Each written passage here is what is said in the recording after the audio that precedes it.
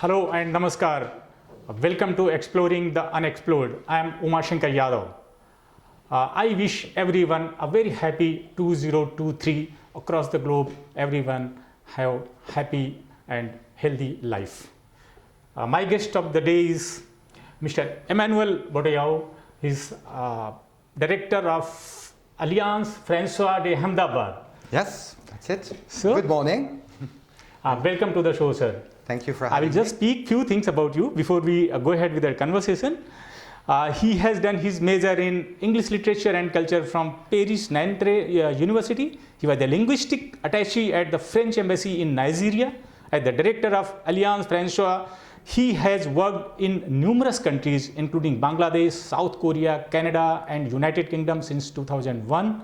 He has also been the supervisor of the network of Alliance Francaise in England, Wales and Scotland. Currently, he is the director in Ahmedabad.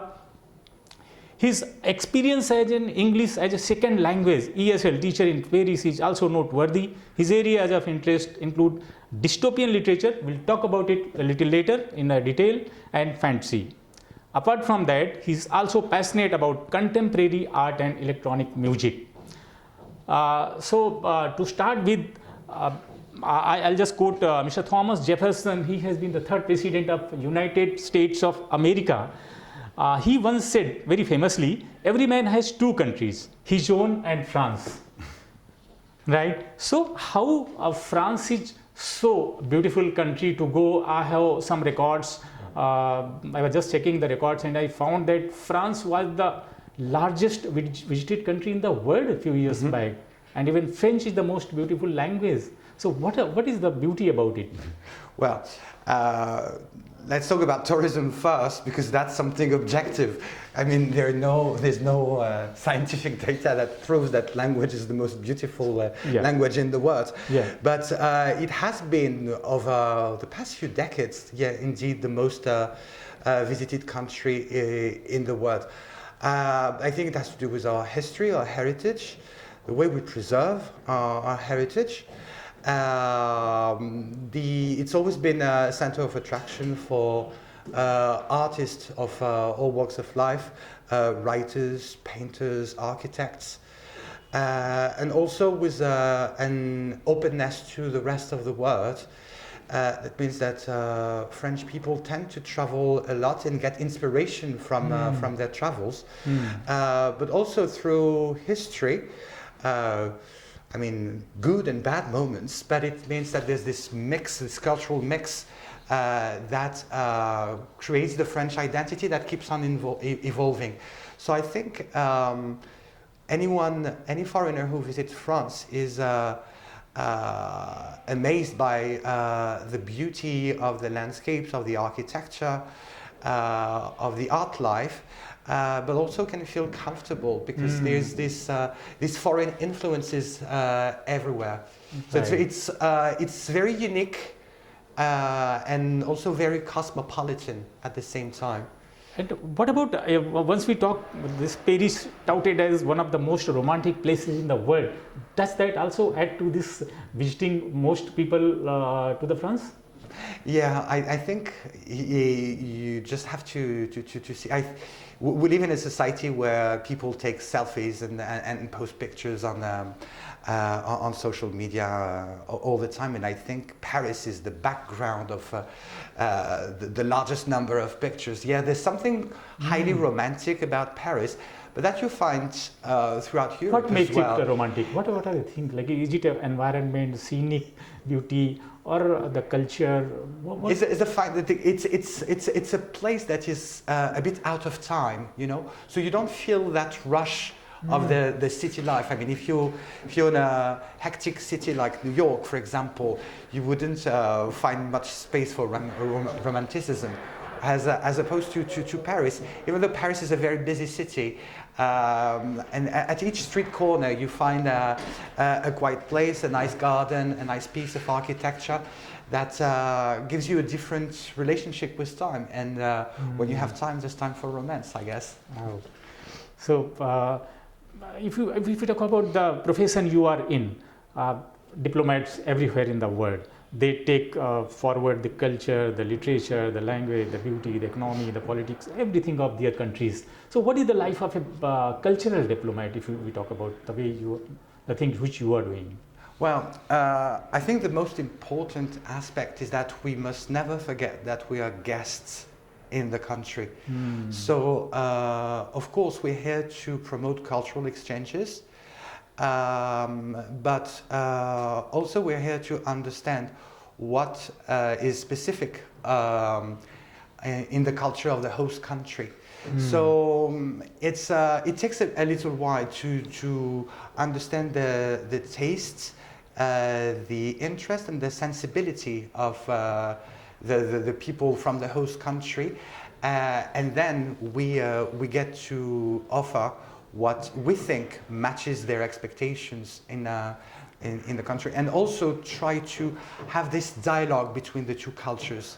So I think that's very important through residency programs, for example, inviting French artists over so that they get a fresh inspiration, fresh perspective, and that's exactly what we aim at doing, and also sending Indian artists to France so that they have another type of inspiration, another type of perspective, and that dialogue is incredibly interesting. So this is one of our main missions here, is try to make this happen, this dialogue. So do you find difficulties in doing because you keep changing, like particularly the cultural diplomats, once you are in the western side, you are the linguistic attaché at Nigeria, then you go back to eastern countries like South Korea, Japan and that places. So how you keep switching so early from this culture to that culture, particularly in case of cultural diplomats? They are always ready to learn something new.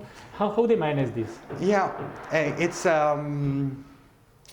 it's a funny life indeed, but it's also about exploring what makes us human. I mean, there is this common denominator. Of course, we're obviously very different. We don't eat the same food.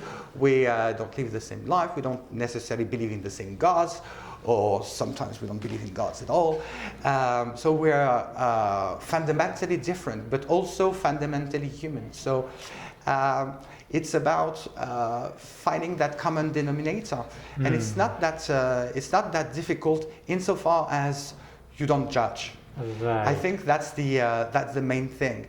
I mean, you're going to ruin your mission and you're going to ruin your life if you do this kind of job and you start judging people, the way they live, the way they believe, or what they expect from life. Right. You just have to soak in and try to make the most of it, and realize that there are so many ways of living your life, and none is better or worse than the other. So if I have to just understand, like, how France as a nation is viewed across the globe, because see, in India or maybe in other countries, they have perception about all the countries, maybe United States, United Kingdom, China, Japan. How, in your view, France is viewed by the global citizen everywhere, like how Australians are looking at French people, how Americans are looking, or how Indians are looking at. So what kind of a general perception is about the French? What kind of nation it is? What kind of people? Culture? General perception or stereotype? It's hard. There's a very thin line between the two. I think we're seen as a you are loved, country of thinkers. Yeah, you people are loved, not very aggressive or very cultured. That kind of feeling are there. I mean, people just, when you think that you're from France, you must be good, you must be cultured, you are coming from a developed nation. That kind of feeling comes, or some other kind of feeling comes? Yeah, we get that a lot. We get that a lot. We're lucky enough to come from a great country that has hundreds of years of culture and civilization. What surprises me most is that, yeah, we do have this reputation, as I said, of being thinkers, of being very artistic. of being foodies as well. But somehow, when you travel around the globe, it's all a bit stuck in the past. And this is something I sorely regret. Because we've got wonderful young artists, wonderful young writers, wonderful young architects, but what people remember about France are things that are not beyond the 1960s. If you think about the cinema industry, for example, it all started somehow in France.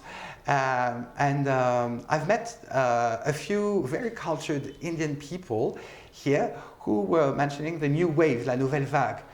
And I was happy to hear that, and flattered that from such a remote part of the world compared to France, people would know about the new wave. But at the same time, it made me sad because that's the 1960s, and we've been producing thousands of films ever since the 1960s. And well, you know, it's because of the mass media, etc. And people abroad are not always aware of the contemporary cultural scene. So since you are the man of literature, and we are also organizing literature festival, Ahmedabad International Literature Festival, and you have been part of it. So how do you view this? I saw that you like dystopian literature. What is good about it, and why do you like it most? If you can just throw some light on this. Well, I don't think there's anything good in dystopian literature, because it's not utopian literature. But I believe in cautionary tales. I think it dates back from childhood. I loved fairy tales because they always had, there was always a moral to the story. There was always some kind of teaching. They were always trying to teach you a lesson on how to live your life, how to distinguish good from evil.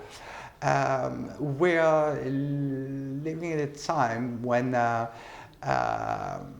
are lots of uncertainties about the future, and the pandemic is one of those uncertainties, and there's this global warming, all the threats that we're facing. But we still have to live our lives on a day-to-day basis. So I think dystopian literature is a way to still raise awareness about what could happen and about our responsibilities as citizens. So it's not necessarily about giving a catastrophic or apocalyptic view of the future, but it's also about telling people to maybe take a press pause, you know, and take a look at the world we live in, without being so self-centered and thinking only about their day-to-day activities. That may be the best part of it. So once we talk about cultural diplomacy, it has been a very popular term in terms of particularly diplomacy. How it is different and more powerful than the political or economic diplomacy? Well, and with connect, one more, I would like to add a question. Has it been the thing which has added soft power to the nations by doing more cultural diplomacy? I think soft power is essential, and it lasts. As opposed to economic power or political power. We see political turmoils. Leaders whose empires suddenly collapse. The economy fluctuates a lot. Right. But culture is something permanent. It's the teachings of the past, how vibrant the present is, and it's looking into the future. So I think there's more to expect from soft power, because it's definitely more human than politics and the economy. This is something that brings people together, as opposed to economy and politics that are all about competition. So looking at the current global scenario, do we think, if you look at the nations struggling and taking care of, territorial kind of aggression from different nations to different territories, disputed territories and other places, soft power or cultural diplomacy is not able to manage those kind of things? No, I don't think. I think it's quite powerless in that respect. It has got a very long gestation period. It takes a lot of time to get used to those kind of terms when you can just talk to the people, understand the culture, understand each other's requirement, and just settle it down. So no hard power is needed during that case. But soft power is about tolerance. It's about openness. It's about dialogue. So in a way, in those political turmoils, soft power can still have an impact, but in the long run. In the long run. So Yes. when you're facing crisis like we're facing these days, I don't think soft power has as much to do about it. But in the long run, it might have an impact. So do people need to rethink about it, the investment on the soft power cultural diplomacy, or is it fine? It will have an impact later on. That's a choice a country like mine has made. There are different types of soft powers. It can be through mass media. I mean, the United States in that respect are most definitely the leaders, because we're all watching the same TV series, the same movies, listening to the same music somehow. But it's not a culture, not necessarily a culture of ideas. So it's a choice that France has made over the past 3 centuries, I would say, and it's very costly. It's very costly. And we stick to it. Yes. Because we believe it's important. And you see, I saw throughout my career countries that used to invest a lot of money on education and cultural institutions, like Germany, like the UK, like Italy, and they've drastically reduced their budget. France has not made that choice, and time will tell if we've made the right decision. Hopefully you will be getting the returns through different ways, maybe economic, political, those kind of things. Moving on to the different humanitarian way of thinking, we are a global citizen. We all, whether we are living in India or South Africa or maybe the eastern part or the western part, everybody has got human emotions. Mm-hmm. So you have been traveling a lot, you have been there to everywhere. So what kind of, nowadays, if you look into the today's context, what kind of shared human concerns we have, everybody?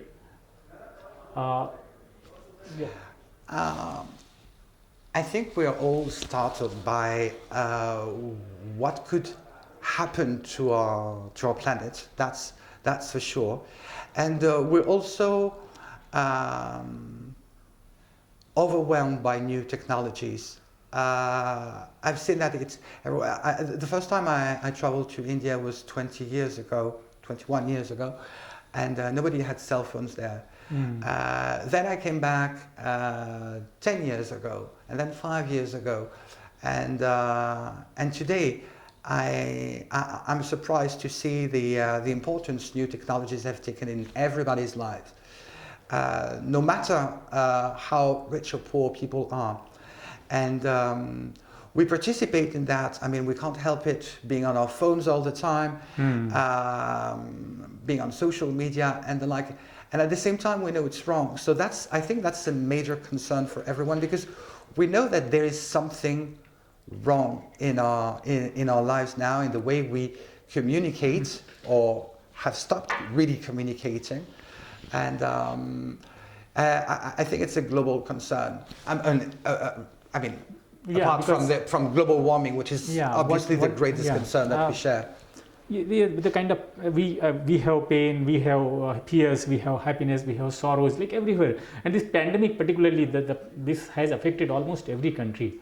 So that kind of everybody started feeling the same kind of pain, that everyone has to die, everyone has to have happiness, everyone will become sick.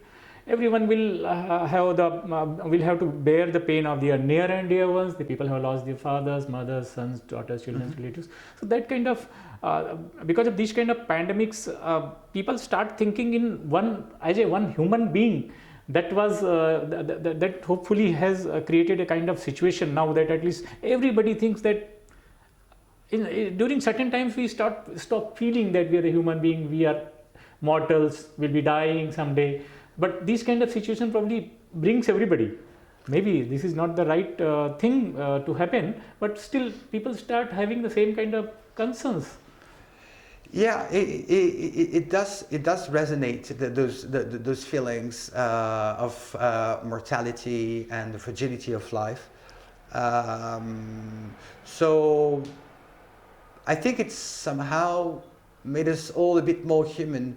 On the other hand, what I sorely regret as a consequence of the pandemic is that we have become more isolated as countries, as citizens. The sense of community has shifted now, because we all had to face lockdowns, etc.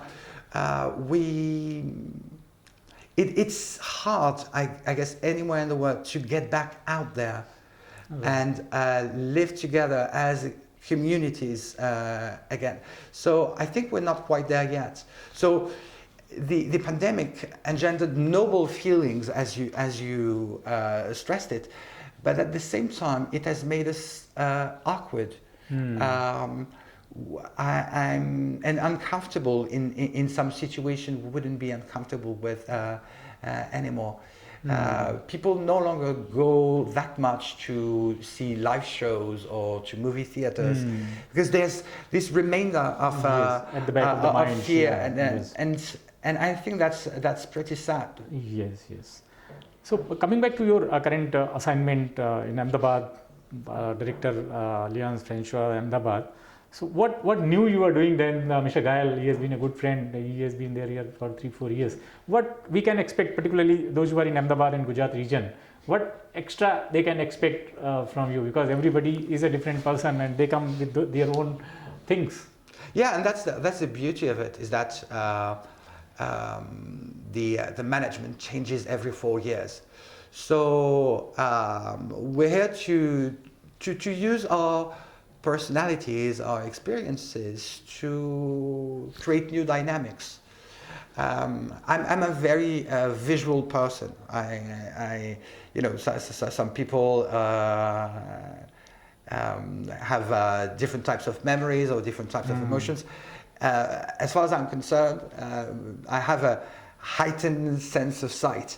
So what I'm starting with is the appearance of our premises, because again, of the pandemic, it was lying dormant for 2 years. Yes. Most of our classes and events were online, and as I told you, one of the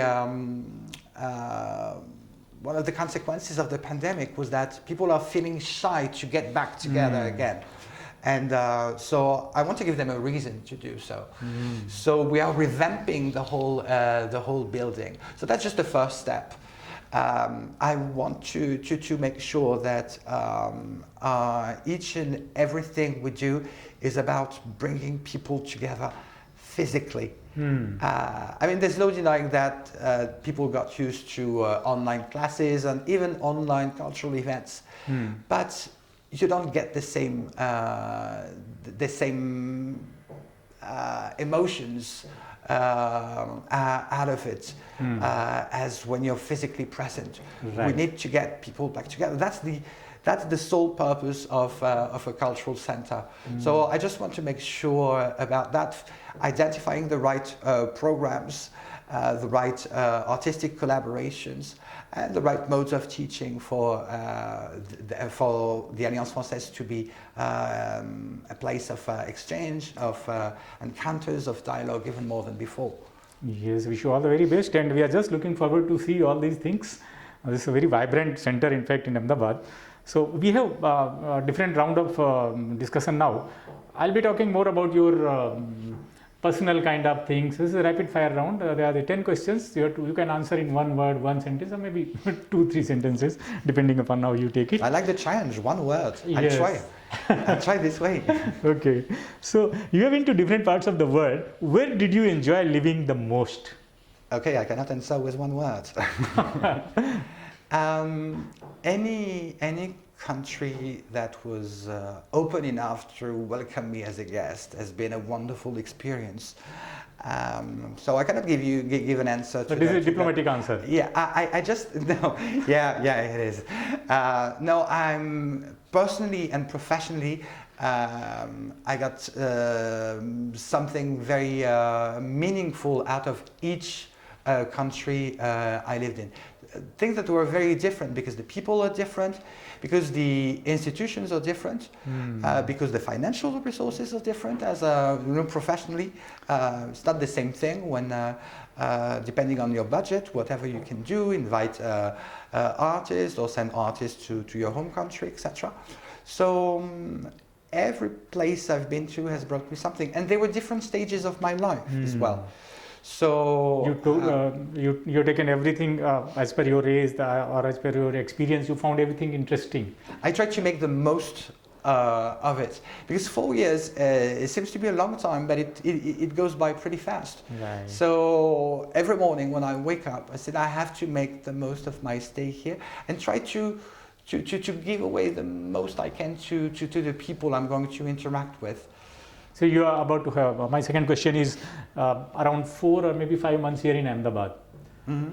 So what is the best thing about the place, except that when you were coming to Ahmedabad, I mean to my office today, you found difficult to reach here, that problem of rerouting and misguided and I have a very poor technology sense of orientation anyway. So what is the best thing about it? Worst thing we can leave aside? I would say that it's just like in many places I've been to, not all the places, but it's the people. It is the people, it's how you can communicate without necessarily understanding each other's language. As I said before, I'm a very visual person. I see kindness, I see openness in people's eyes, and that really makes my day.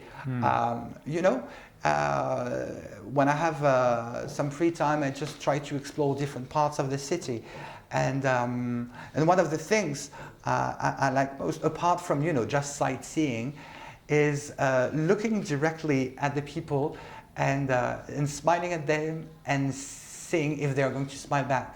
99% of the time, people smile back very genuinely here. So I think that's one of the people are very warm. Yeah, they're very warm and curious in a good way and welcoming. Yes. So that really makes my day.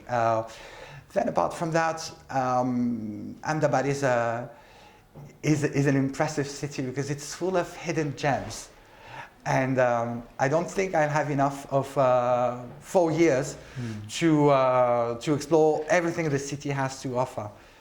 Every week I'm able to, because of word of mouth, because of people's recommendations, and sometimes because I get lost, I get to discover new places with great vibrations, with great heritage, or with great hope for the future as well. Because in fact, I just called Rajeshwari after you were lost somewhere on the way. I thought, is there anybody accompanying from your office with him, or he's alone? She said he is coming alone. So I can understand, you are always there to explore new places, new people. You like doing alone. You don't want any kind of assistance. I'm a team worker as well. But kind of visual person, you want to have more visual effects. Yeah, but we have limited resources, so it means if I do something, I cannot ask 2 or 3 people to follow me because I'm not comfortable. Yes. No, I have to face it on my own. If I could carry everyone along with me, that would be wonderful, but there's so much to do. But as you said, we need to follow these kind of values and ethics. The people become more ethical by doing this. I can just manage maybe 5-10 minutes, maybe lost extra. In your case, it was a little more, but still a lot of work can be done by those people if they're in office. So it's a very good news, and I'm very happy to be in Ahmedabad. I'm very proud to be the Ahmedabadi. So I'm talking about yourself now. What are you thinking that you are thinking that you want to develop a quality as a human being in this new year, maybe in future years? Well, I have to work on patience. Okay. I mean, as time goes by, trying to be more patient, but there's this saying here that when a foreigner comes to live in India, if he has a patient nature, he loses it. And if he doesn't, he starts developing it. So I don't know where I stand. I don't know if I was patient when I got here, or I don't know if it's something I have to do. But everything goes, and it's part of my job, to adapt. People are not supposed to adapt to me. I'm supposed to adapt to the people. Yes. So there's a different relationship with time. I don't know what explains it exactly. I'm going to explore that and try to figure out why. But I come from a very productive society where time is money. But here the relationship to time is completely different, and it can be irritating sometimes, and sometimes it's beautiful.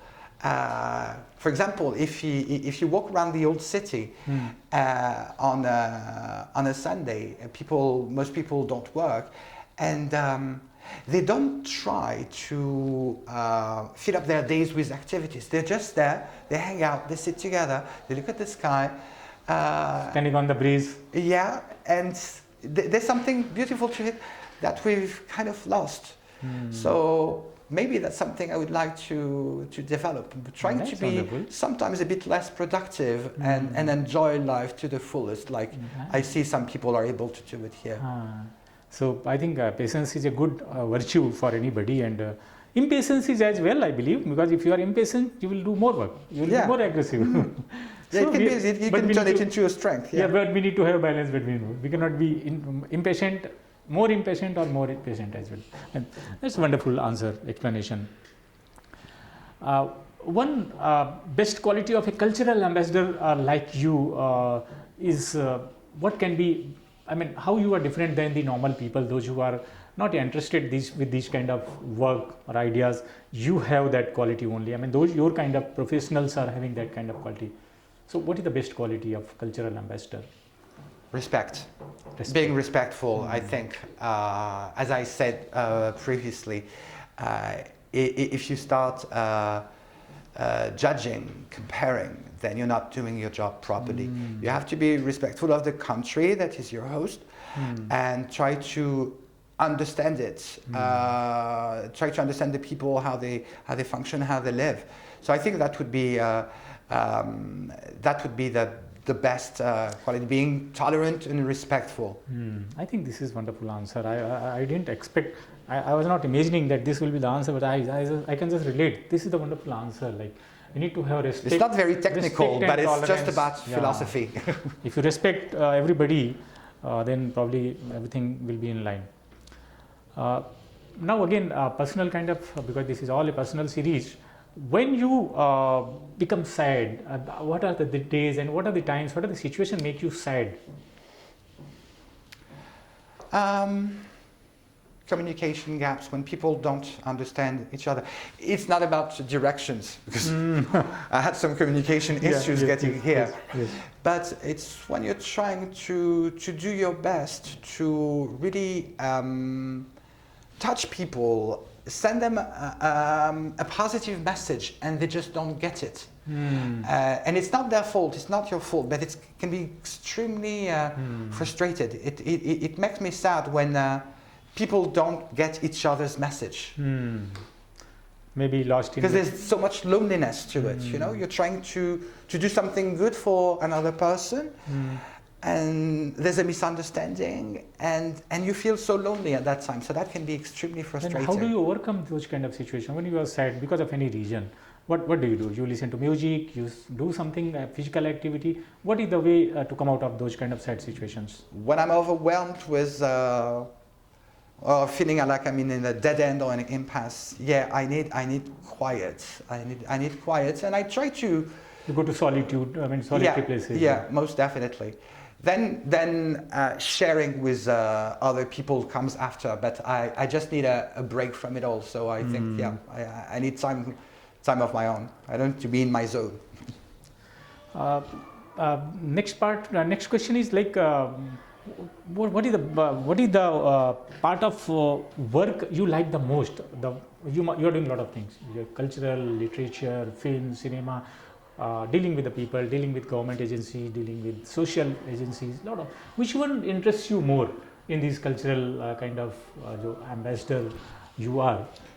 Which is the most interesting work for you? The reason why I'm doing this job is because of the diversity of my. So I always define myself as kind of an imposter. That is, I am not specialized in any field, but I know a bit of everything, and this is what I like most. I'm no expert in cinema. I'm no expert in contemporary art or whatever. But through experience, through my education, I've grown some knowledge about it that enables me to identify the experts that would really bring something. So I really love doing it. My work days are very different from one to the other, and I love doing a bit of everything like this. I got it. So being a journalist, knowing everything and not being expert of anything, again is a kind of thing you like the most. That's a wonderful thing. Like you can understand everything. You can understand cinema, art, contemporary art, literature, people, agencies. I mean, you can work with everything. That is the best thing. Yeah, but it's somehow in the end frustrating. I think when I'm older and I look back and said, what is your personal contribution? You know, like I interact with lots of creators, artists, etc. People that have incredible talent. This is a tragic part for the journalists. Those who are journalists, they do everything and they contributed very substantially in every field. But in the end, they have no legacy. Yeah, but you don't have any legacy to give it back. Yeah. So I really envy all those people. That is for all the journalists. You need to be expert in some of the things which you like the most. In fact, legacy passes on for everything, but this will be exclusive for you, right? I got it. I love this your explanation.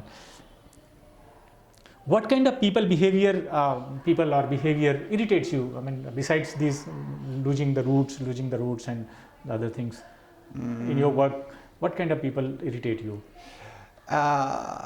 People that don't acknowledge the people around them. This I cannot stand, and it's another type of pandemic because it happens everywhere. I believe I'm not very old, but I'm 50, and I think things have changed for the worst. It's just about acknowledging that there are people around you. So you have to give them room, you have to give them space, you have to respect their presence. You cannot live only for yourself. Children whose parents can no longer control them, and you know you're in an art exhibition or in a restaurant, etc., and they don't acknowledge your presence. I mean, you want to have a good time eating or looking at paintings, etc., and they're very disrespectful of you. So it's just about respecting everyone's presence and freedom. It can be really irritating for me. That's and again a cultural kind of thing where we need to respect.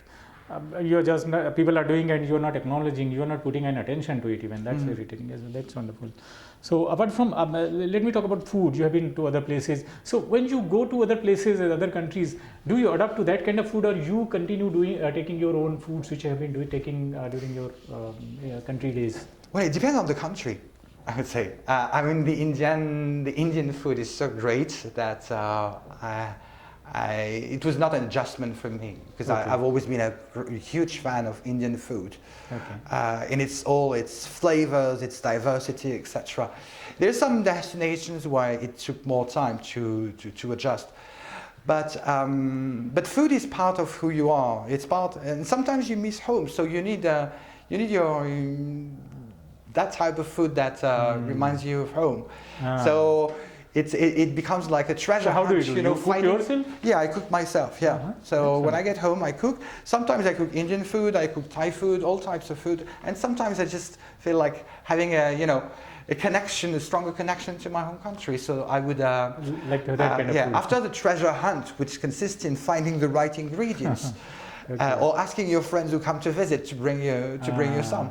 Okay. You know, but everybody does that. I've met lots of Indian people on the verge of moving abroad, and they were making sure to have the right spices in their luggage, you know, so that if they missed home, they could still this question was related to that only. People go to other places, even when people travel from, say, particularly from Gujarat to other places of India, even they carry food. They don't want to eat the food of that place. So that is what the question was, like, you keep moving around the world, not only in one country. So how you manage that kind of food? No, you can always manage. There always. I mean, it's easier. It depends on your personal taste. Yeah. It's easier in some countries like than others, but in India, it's a piece of cake, pun intended.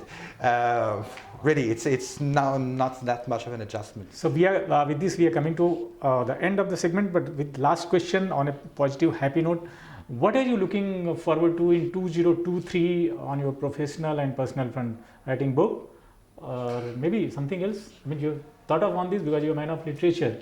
2023 should be, you know, we've had some pretty sad years. The past 2020, 2021, 2022, they were just either terrible years or years in between, transition years. My greatest hope is for the transition to be over this year, and that we can get back to not normal, but to the new normal, that we are creative enough, we are respectful enough, we are open-minded enough to invent something that is even better than the way things were before the pandemic. So yeah, that's my greatest wish for 2023, is for people to find the energy, the hope, and the motivation to get back together, to surpass themselves and do better and stop finding the excuse of the pandemic, because the pandemic has become an excuse sometimes for idleness, for laziness, for not making decisions, etc. I am really fed up with that. So I would like this to be a year where people have strong motivations and ambitions for themselves and for their communities. So when can we expect a book from you? When I have time. Currently, the French government is working on retirement age. So maybe when I'm 65 or something, when I'm retired, I will have to keep busy, and I love writing, but it's I'm not sure I'm really talented enough to write a book, but it's something I might explore when I'm retired. Right now, I'm just collecting material for this book that will happen or not. It was a pleasure talking to you, Mr. Emmanuel. Likewise. Thank you so much for coming to my Thank you for inviting me. Wish you once again a very happy new year 2023. With this, we once again wish happy new year 2023 to everyone. We'll keep coming with new episodes, new personalities and new subjects in the coming weeks. Thank you. Keep watching Exploring the Unexplored.